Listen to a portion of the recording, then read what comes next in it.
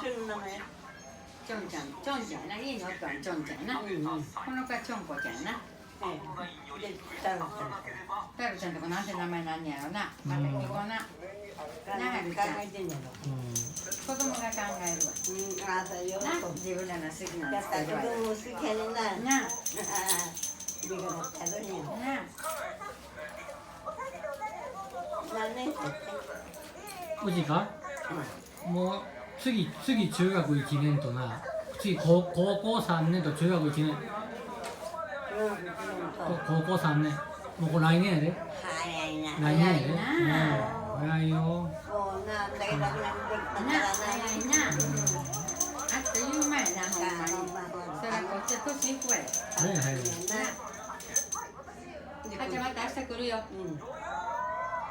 ね、今日は嬉しかったね。手後ろやっていいんですよ。うん？うん。手後ろやっていいんじゃって。